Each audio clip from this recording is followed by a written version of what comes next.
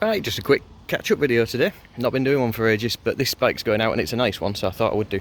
GT750 kettle. There was a picture of this on our ramp the other day, up in the air, getting all the fuel drained out of it, which is the reason it came in. The fuel tap had started passing.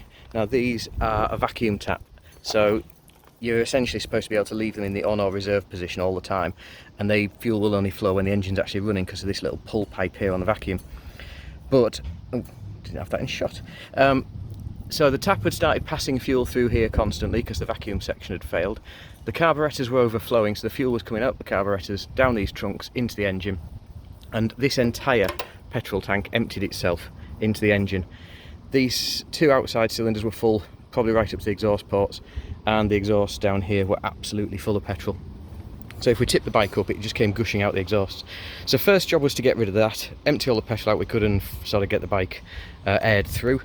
Change the spark plugs, had the carburetors off, put new seal kits into them, new float valves, and rebuild kits where needed so that they were good and ready to go again. Put them back on, check the air filter was good. Had an electrical issue, the electric start and no spark when it came in. That was the kill switch on the right hand bar. This little switch provides power to the electric start and to the coils for the ignition. So because that had broken, there was no power on the circuit. Battery's not 100%, it's recovering. I've said to the owner that may need replacing going forward. I'll see if it'll electric start now. May do, may not.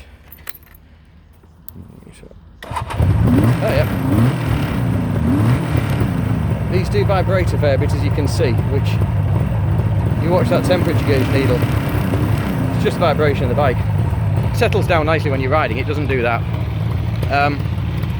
It runs really well, it rides really well. We've vacuum balanced the carbs, which is something you don't really often do on a two-stroke.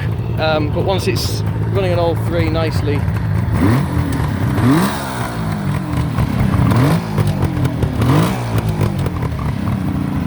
really nice 3-cylinder drone.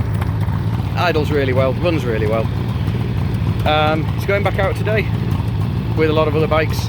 We've got a KTM 625 going out today. We've had a very, very busy few weeks. Let me just turn that off. I don't need to turn the fuel.